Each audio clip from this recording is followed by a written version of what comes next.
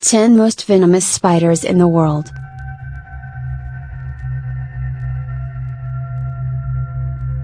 Spiders evolved over 380 million years ago, and are a vital part of the world's ecosystem.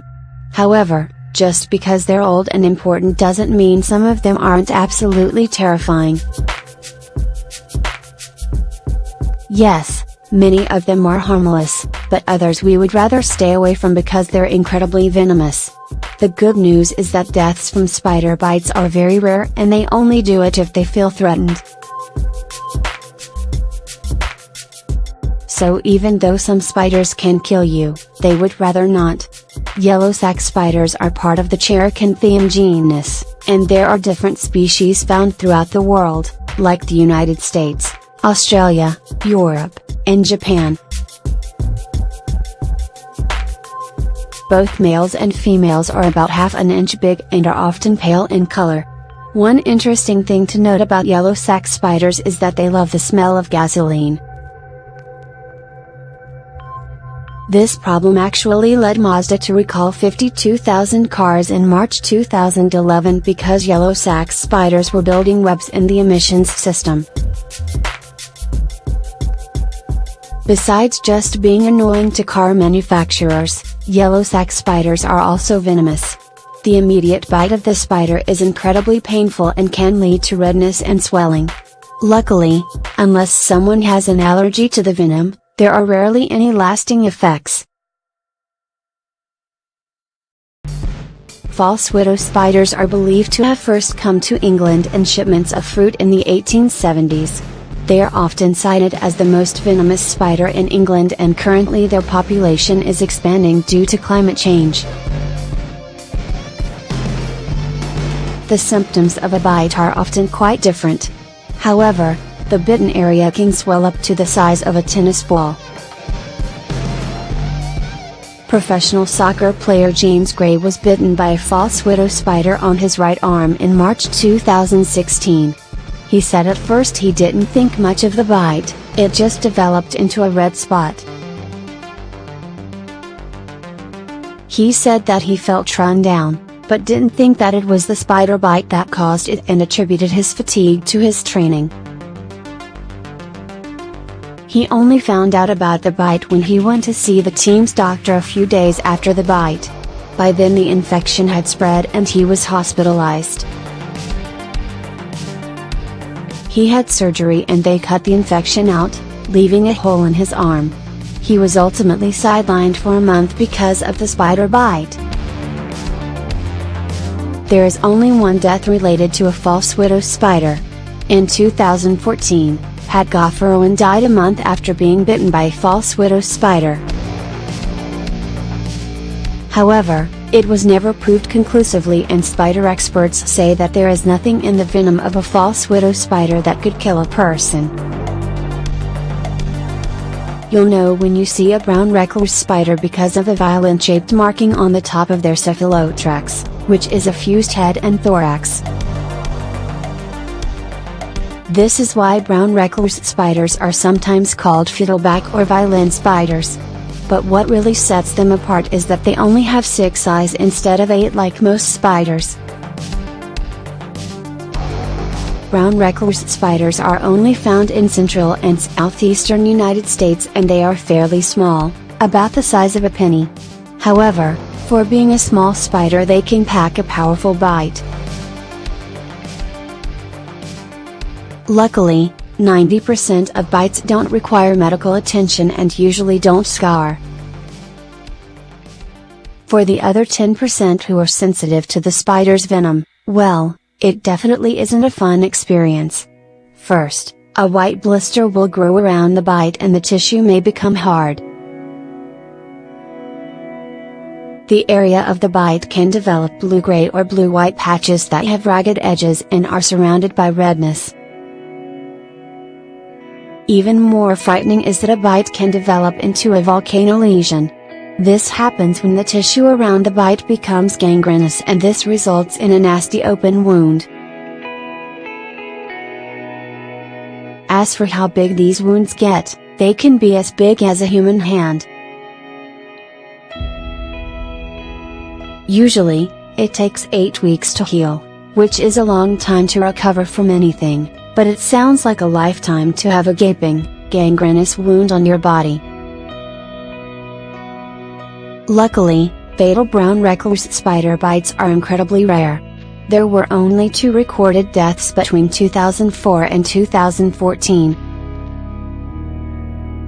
The redback spider is a close relative to black widow spiders. You'll notice the striking resemblance, but the redback is only found in Australia and they are recognizable because they have a red stripe on their back. The red is much darker on females than on the males. They are medium-sized spider, and their bodies are about the size of a large pea.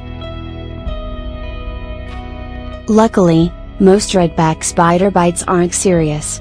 Only about 250 bites every year need antivenom.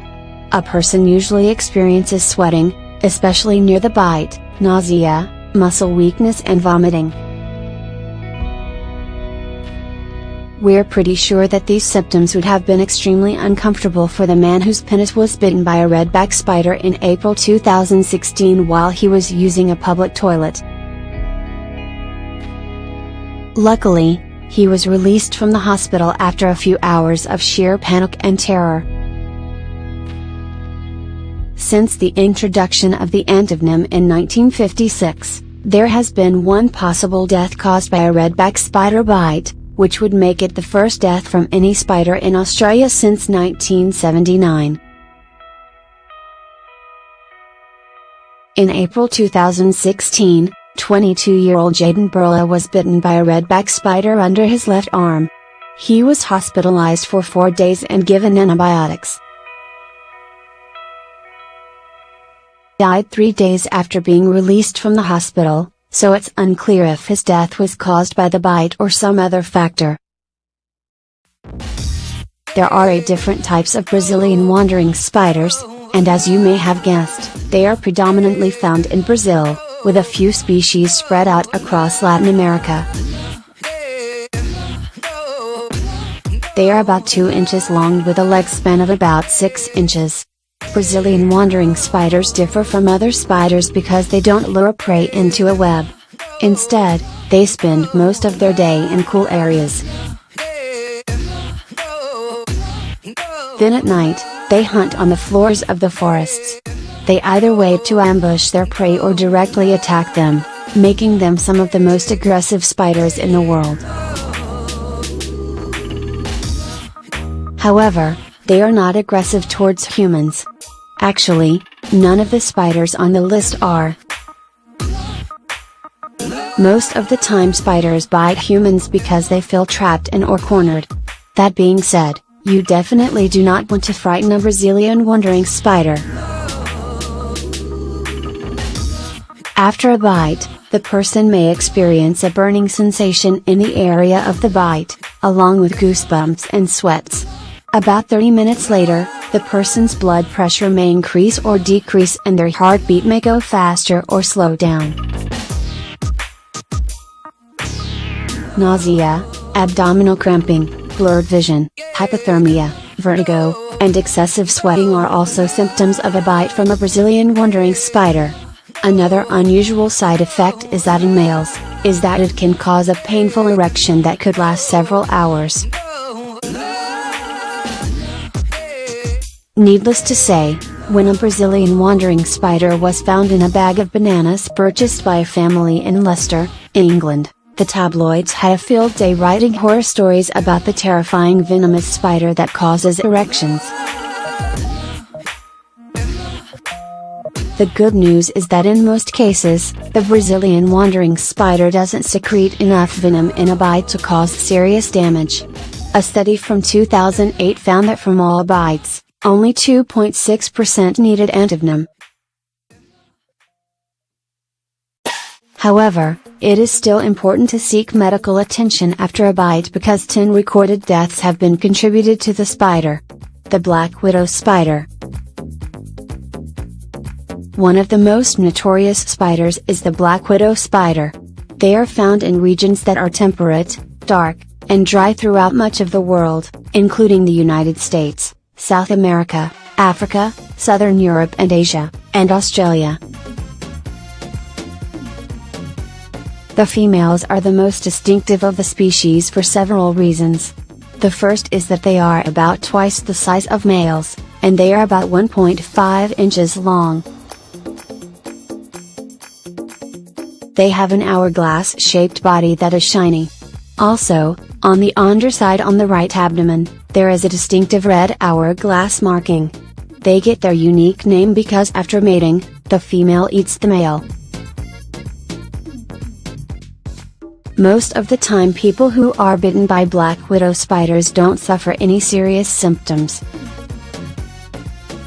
However, according to National Geographic, their venom is 15 times stronger than a rattlesnake, so if they bite and inject a lot of venom, then the person could be in a lot of trouble. At first, the person will feel a sharp pain at the area of the bite, like a pinprick.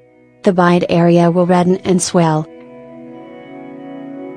Then, as early as 15 minutes after the bite, pain will spread throughout the body, especially in the chest and abdomen.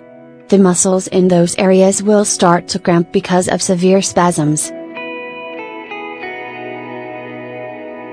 This may lead to difficulty breathing because the diaphragm can become paralyzed. Black widow spiders are rarely deadly to healthy adults. There is less than a 1% chance of a bite being fatal, but they can be dangerous to children, the elderly, and sick people. The brown widow spider.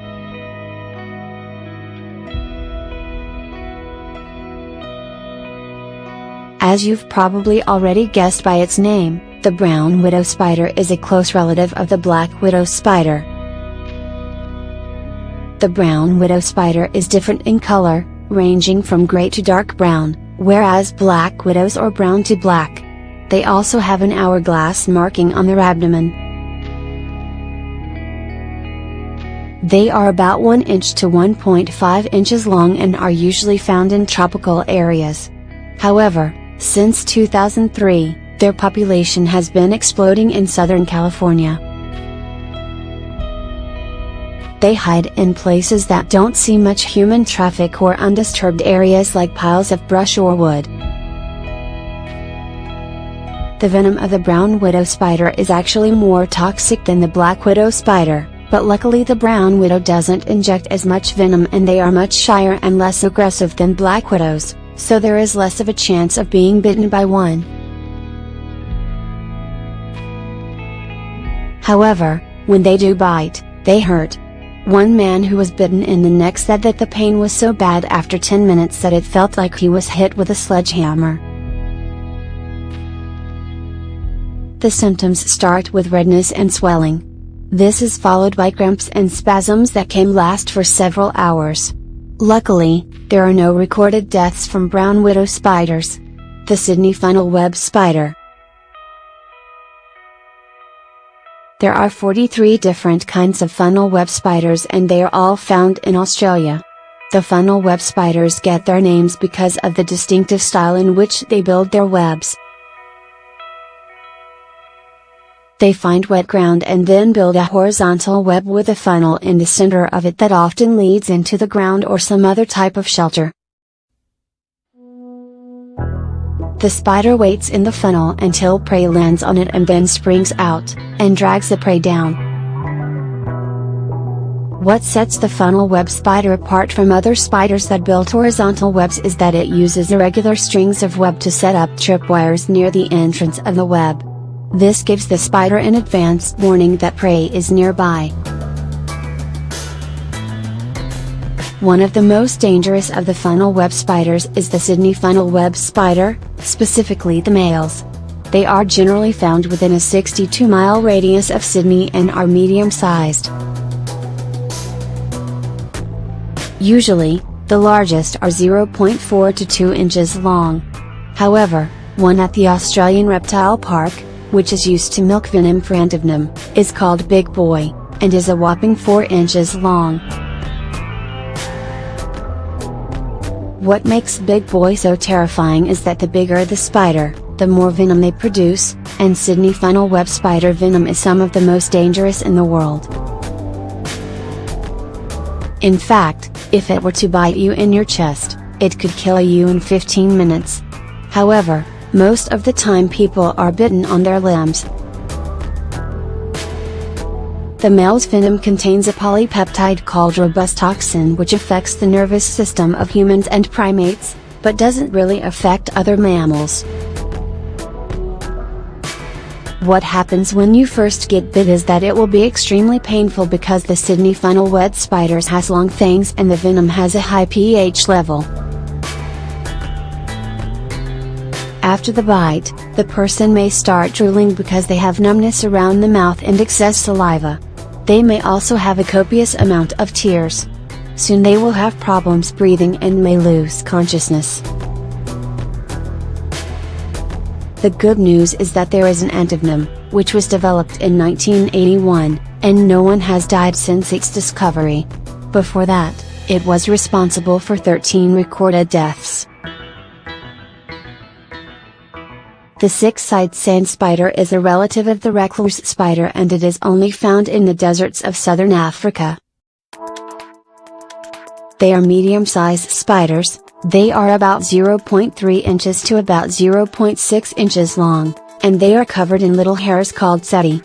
These hairs pick up particles of sand and it makes a camouflage for them. In addition to covering themselves in sand, the six-sided sand spider also hides by burying itself in the sand. When its prey gets too close, the spider ambushes it. No one is exactly sure what happens when a six-sided sand spider bites someone. There are only 2 suspected cases of envenomation, but they couldn't be confirmed. However, studies in labs have shown that the venom is quite dangerous because of a toxin called cryotoxin. Once it enters the body, it starts to destroy tissue and organs. So it ends up acting like sulfuric acid and eats away at the flesh, creating a lesion. Shortly after being bitten, hemorrhaging will start and the toxin spreads to the kidneys and liver, leading to death. Currently, there is no antivenom. Fortunately, six-sided sand spiders are notoriously shy. Perhaps we should keep our distance from them, unless you want to become evidence of what damage a bite could do to humans.